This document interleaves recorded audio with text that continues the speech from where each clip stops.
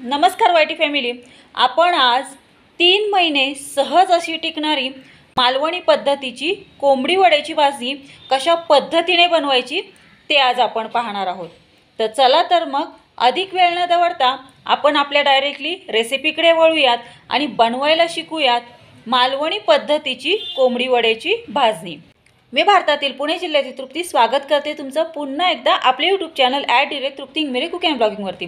सर्वांची तब्येत अगदी उत्कृष्ट असेल, अगदी अप्रतिम असेल अशी आशा करते। आज आहे 28 जुलै 2024, रविवार आहे आज आणि आज ज्यांचा वाढदिवस आहे त्यांना wish you many many happy returns of the day. त्यांच्या सर्व मनोकामना पूर्ण होत ही स्वामीचरणी प्रार्थना करून आजच्या नवीन कुकिंग व्हिडिओला सुरुवात करूयात।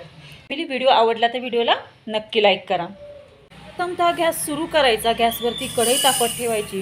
कढई छान अशी तापली की गॅस थोडा बारीक करायचा, त्यामध्ये 2 वाटी तांदूळ घालायचे आहेत आणि ते छान असे 5 ते 7 मिनिटं मंद गॅसवरती भाजून घ्यायचे आहेत। तर पहा अशा पद्धतीने आपण हे 5 ते 7 मिनिटं 2 वाटी तांदूळ छान अशा गरम कढईमध्ये भाजून घेतलेले आहेत आणि त्या एका प्लेटमध्ये काढलेले आहेत। आता ज्या कढईमध्ये तांदूळ भाजले त्याच कढईमध्ये 1 वाटी गहू घ्यायचे आहेत। हे 1 वाटी गहू सुद्धा 5 ते 7 मिनिटं छान असे खमंग परतून घ्यायचे आहेत पहा।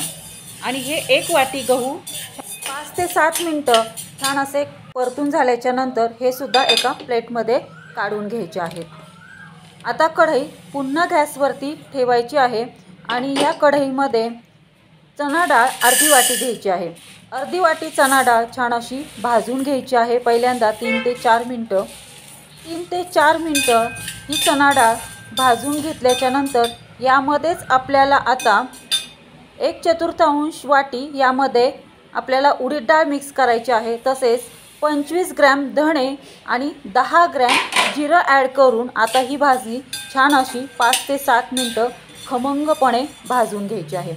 5 ते 7 मिनिटं ही भाजी छान अशी खमंग भाजून घेतल्याच्या नंतर जी आपण आधी गहू आणि तांदूळ छान असे भाजून घेतलेले होते ते आता पुन्हा याच्यामध्ये ॲड करायचे आहे आणि पुन्हा 7 मिनिटं ही भाजी एकत्र सर्व अशी ही भाजून घ्यायची आहे पहा।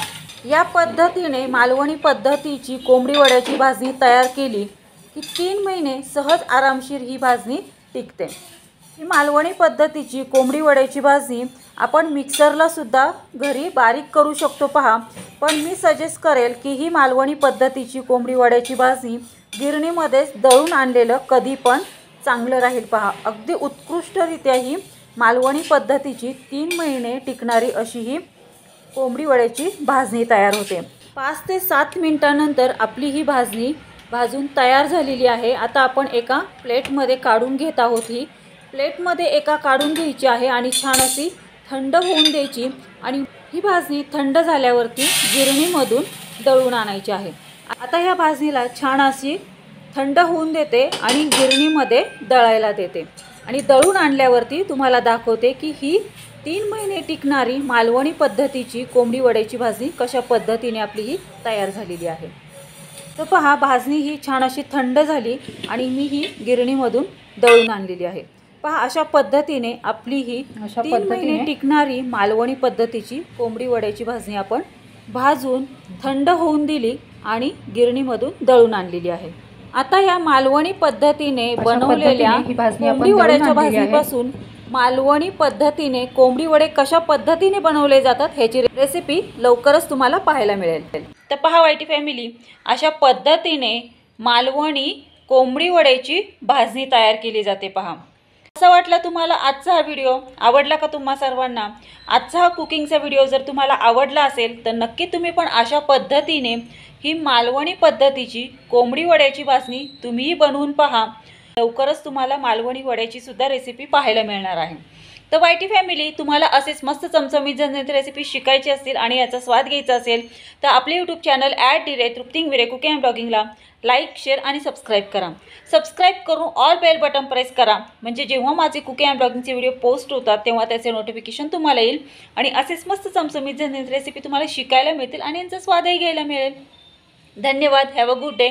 भेटूयात आपण अशाच नवीन रेसिपीसोबत नवीन कुकिंग अँड ब्लॉगिंग व्हिडिओमध्ये। तोपर्यंत सर्वांनी तब्येतीची काळजी घ्या, मस्त खा आणि स्वस्थ राहा। Bye bye.